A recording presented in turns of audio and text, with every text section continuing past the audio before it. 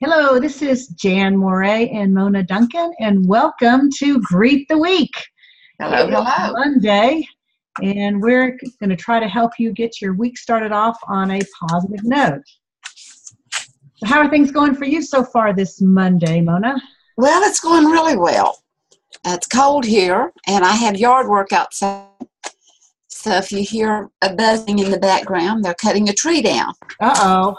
And topping another one. One they're cutting completely down, and another one they're topping out. Hello, Bob. Hello. Welcome. Hello, Bob. I figured I'd see what you were up to. All right. We are recording this, so just so you know. Okay, I'm going to close my shades. Okay. So anyway, I put a little agenda, put something together for today just to get us started off on the conversation, and this conversation can go any way it ends up going.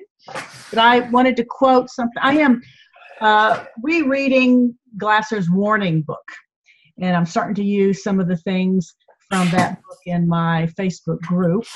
And so I ran across this definition of happiness. So I just thought we'd start off with that and see where we go. It says, happiness or mental health is enjoying the life you are choosing to live, getting along well with the people near and dear to you, doing something with your life you believe is worthwhile, and not doing anything to deprive anyone else of the same chance for happiness you have. So that sounds pretty good, doesn't it? Yes, it does. And I love to use that quote all the time in working with the population that I work with. And I put it down, there's 4 definers, according to Dr. Glasser, of happiness. 3 are positive things to do, and 1 is something not to do. Don't do anything that will deprive someone else. Because when we do deprive someone else, which takes us into external control, trying to fix them or have them do something or whatever, it leads to addictions of all kinds, violence, and unloving sex. Because we as human beings will never give up on pleasure. No. We may give up on people. We may not like the job. We may not get along that well with others. We may not really feel like that what we're doing is all that worthwhile, but we will never give up on pleasure. And it leads to addictions of all kinds, from just overeating or zombieing in front of the TV, or, the more acceptable things that still leads to addiction and definitely leads to unhappiness. Or even depending on other people. I mean, the part about depriving anyone else of the same chance of happiness, if you're too dependent on someone else, where you're expecting them to be there for you and do things for you, that's also exactly called an addiction. Exactly. There's a Rodgers and Hammerstein song that the Mormon Tabernacle Choir had recorded it, and I was listening to it, and it was talking about, I want to be happy because, if I'm not happy, if you're not happy, I want to make you happy, and all this kind of stuff. And I sing that quite frequently, to my audience. And I go through, when you are blue, I want to, how does the song go? I want to be happy, but I won't be happy till I make you happy too. My life won't be worth living unless to you I'm giving my best. I give all to you. When skies are gray and you say you are blue, don't worry about it. Why not? Because I'll send the sun shining through. And why will I do anything like that? It's because I want to be happy, but I won't be happy till I make you happy too. And although I usually get a little clap, I always end it with, let me tell you something, that cute little ditty is setting yourself up for absolute misery. Because you cannot make anyone else happy. Have you ever tried? I have. And how did it work for you? It did not work well at all. Not in the long run. It made me more frustrated. Not in the long run. And has anyone ever tried to make you happy? Yes. Yes. And how's that work for It you? doesn't work out because I want to decide what I want you to do. Exactly. So it is, as Abraham Lincoln said, a man is about as happy as he makes up his mind to be. And so it is looking at, and when in looking at that, getting along well with those near and dear to us, I like to break it down. Who is near and dear to us? Right. Who is? Who is in that class of near and dear? We have to choose those people and make sure We have to choose them, but what if we don't choose them? What if they move next door to us? Well, we can choose to either get along with them or just accept them. What if they're married in, born in? Yeah, well, that's a little more difficult there. Yeah. What about coworkers? Yeah, that's you don't have a whole lot of choice there either. Yeah. You can't change them either as much as you'd like to. Right. So there where it's get along, I like to stick in there reasonably well. Yeah. Get along reasonably well with those near and dear to us. Because, you know, they may not consider us so reasonable. In fact, most of the time they probably don't. Right. Just like at least some of the closer family members. And Bob's laughing over there. I think he's got a story in his mind as well going on there. Oh, it really is kind of interesting once you understand that only you can create your own happiness, that no one else can do it for you. You just have a whole different perspective on those relationships and what you can affect and what you can't. And, right. And to understand that you can't make somebody like you or appreciate you. You can ask them to show a little appreciation, but then you may not get it. Right. It is asking for without demanding. Yeah. Right. Yeah, it's the demanding that, that's the problem. And I remember I was working with a lady one day. Well, I worked with her every month. There was this major mailing, and so I was low on the totem pole or whatever, low on the list, and so I got to help with the mailing. And everyone in the office dreaded that. But anyway, so we were working together, and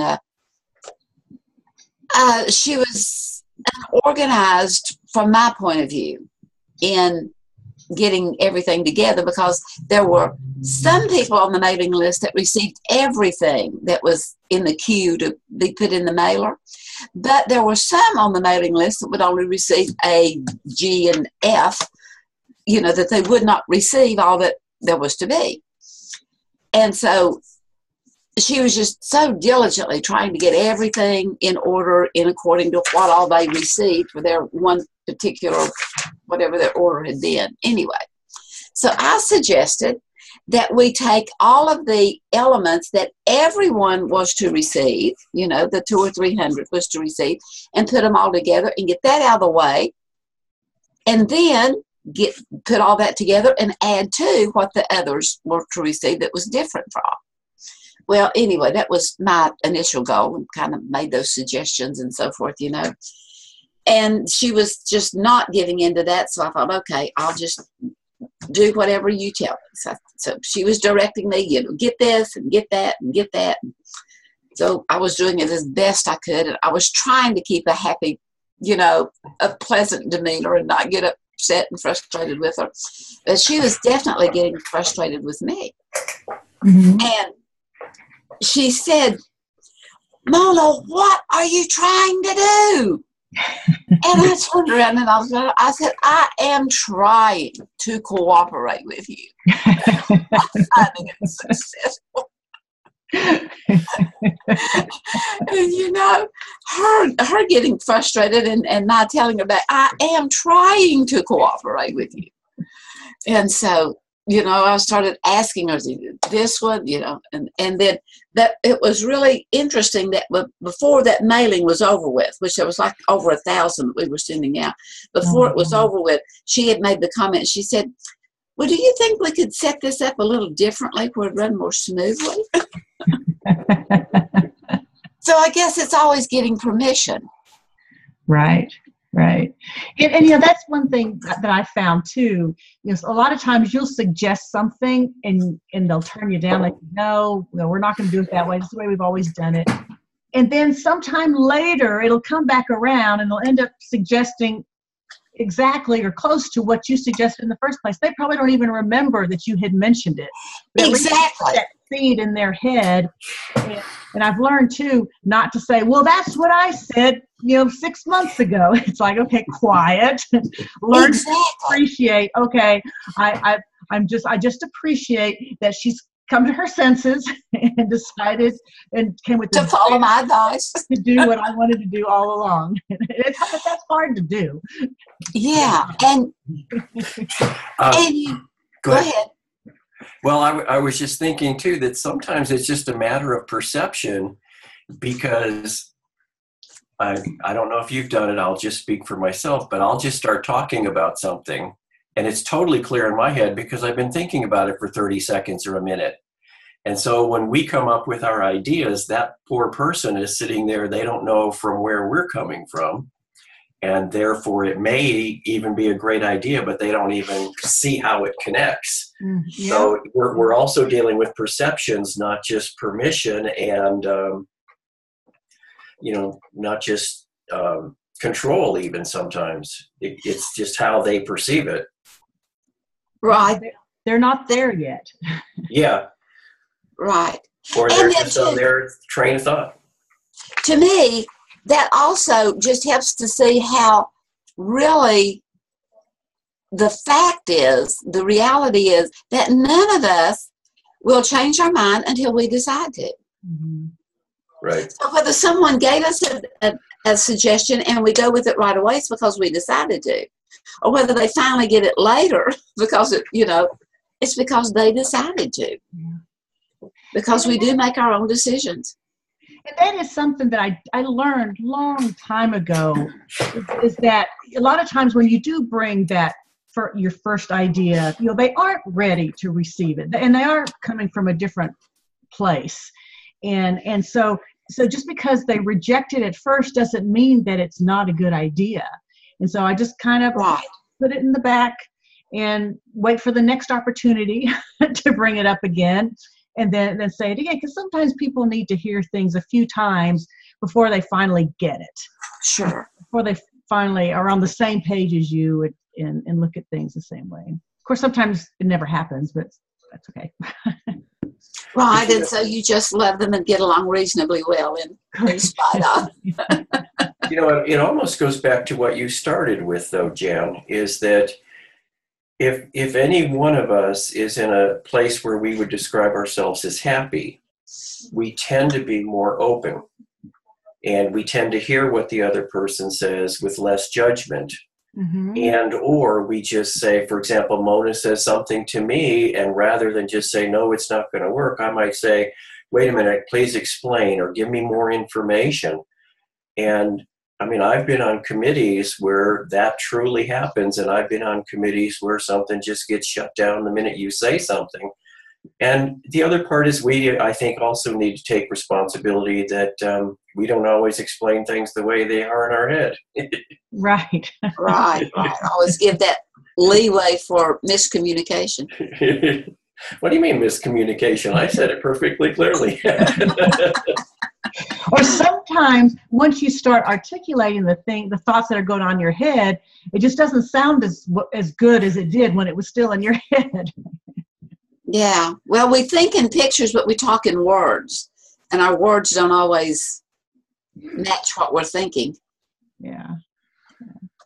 Have you ever asked someone to, go into another room and get something for you, and you name it and you tell the color of it and where it is, and they go in there and they can't find it, and you go back and you go in there and they go with you. Oh, that's it. Oh, well, I saw that, but that wasn't what they were seeing in their mind, right? As to what we were describing. A thingamajig, looks differently to different people. Are the behaviors to build and maintain relationships with those near and dear different based on whether they're coworkers or families? Yes. Well, I mean, what would the difference in behaviors be, and or openness to somebody else or whatever? Well, personally, from my side, I want to be open to that regardless of whom I'm interacting with. So it would go up to the, back to the point of the person that is wanting to have more happiness, more communication skills, more success, more everything in life.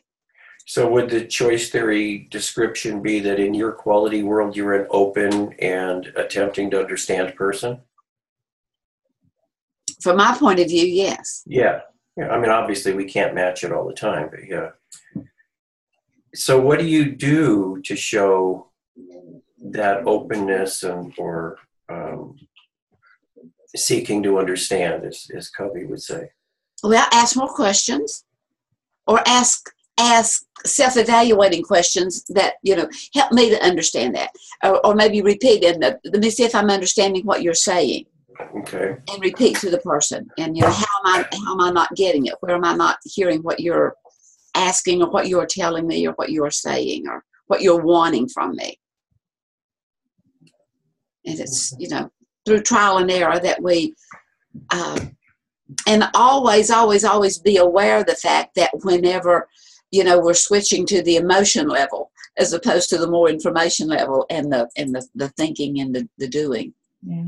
And to be aware of that, so that wanting to know more information or wanting to understand better doesn't come across as grilling the person. Right. Because that is more off-putting than helpful. Yeah. Of course, when we're dealing with close family members, sometimes it's hard to divorce ourselves from that emotional piece. So we have to be very aware of what we're saying. A lot of times that doesn't happen for me until after a while that I catch myself and I realize what's going on, and then have to put the emotional piece aside and say, okay, let's step back a little bit. Let's go back and talk about this in a different way. Right, and see it from a different angle, and so that we can get along reasonably well with those near and dear to us. So, and kind of as a follow-up, I think we're getting to kind of the whole crux of the whole thing is, so let's say that we've asked for more information and we still disagree with the person. What behaviors help either us, me, you, whomever, to stay as close to the person we want to be without putting them down and still, in essence, doing it our way? Well, that's going to go a lot also, whether it is, maybe within the family or within the business. If it's within the business, in the workforce, and what they are instructing you to do is their mode of operation that would obtain the goals of the company, in working with people and helping them in job performance and so forth. I say everything in life is a two-way street, and hiring is a two-way street. You chose to be hired, but they chose to hire you. And so as long as it's legal and moral and not against any law, that's within your capabilities, your goal automatically becomes their goals. And so you may have a better way, but sometimes we need to learn their way and do it their way so that we can develop relationship. So then we would be in a position that they would be willing to listen to our way. One of the things that I found myself doing when I was in the workforce is I, for the most part, did what they wanted me to do and how they wanted me to do. But every once in a while, there were areas where I totally disagreed with the way they wanted to do it. And so I would just do it my way. And then, because it's like, don't ask permission, ask for forgiveness. But I had such a good enough relationship with them that I could get by with it. And so it's, for a while, so because one of the things I think about with choice theory is you look at it and you go, oh my goodness, I have to be this perfect person, I've got to do all this stuff just right. But nobody can do that. Every once in a while you've got to do things your own way. You just choose that that's the way I'm going to do it this time, and that's okay. But you understand that there are consequences, and so you're willing to put up with those, to deal with those consequences. But I always felt like, the relationship was important. And so I made sure I had that relationship before I would venture off and had the courage to do something on my own. And most of the time they turned out pretty well. Not always, but most of the time. And it's like, see? So that leads me to two more questions. Okay. One is, in your quality world, what kind of an employee are you? And in your quality world, do you go behind the boss's back in essence? And if you don't in your quality world, how do you reconcile that? But then the second part is, how did you build that relationship that allowed you to do that? Well, I built the relationship by doing what I was supposed to do, and doing it well. I mean, I had a lot of pride in my work, and I did things well. And you know me, Bob, and Mona, Yeah. you too. When I'm committed to doing something, I'm going to do it. Right. And so I did. I never really felt like I went behind their back, because It's not like I tried to hide it. It was, I did this, and that's, and I had no problem with them finding out about it. Okay. Right. This is the way I think it should be done, and I took matters into my own hand. Because I look at that too, is that's kind of leadership attributes as well. Because being a leader means to do things that you think is right, and having the courage to stand up for what you think is right, even when your boss or the vice president or whomever thinks that it's not the right way to go. Because I saw a lot of people in high-level positions that just were yes men, and they just did what they were told. And to me, that is not a sign of leadership at all. And so, keeping in mind the relationship with them, and knowing when it's okay to overstep those bounds, and to make sure you're willing to do I forgot the word's escaping me now. The work to cover it up, or not to cover it up, but to deal with it. Right. If somebody gets upset about it, because I had people get upset, and it's like, okay, well, let's talk about this. Let me tell you where I'm coming from and why I did that. Damage control. That's the word I was looking for. There you go. One of the things that you touched on, and I think that we avoid it on certain institute dealings, and even some in our teaching, is you described competence. And I'm wondering, in the workplace, if we really build a complete trusting relationship if the person isn't trusting. I mean, we may like them as a person and get along that way, but professionally, where does competence come into that relationship? And I like to look at words and their meaning and how they change. We go for perfection, and perfection as every word has different meanings and different connotations to it. But one of the definitions of perfection is just right for the stage of development, just right for the stage of growth. It's perfect. An apple seed is a perfect orchard. It's perfect for its current stage of development. And that goes in with competence. Well, you're doing a good job for your stage of development.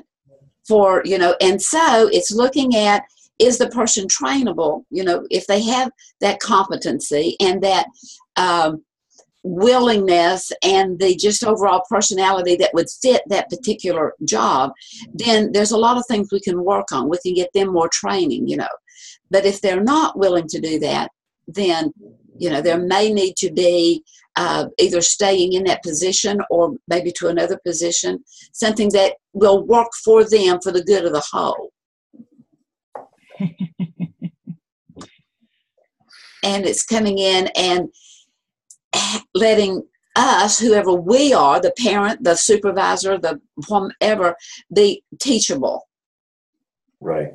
As in learning from those that we are working with, whether it's our children or our maid or, our employees or our coworkers, is learning from each other so that we have this ever-expanding universe of new information and new ways to do things and additional fun. Yeah, that learning from each other is something that a lot of managers don't have trouble with, because they get in that position of power and have the belief that they need to know everything.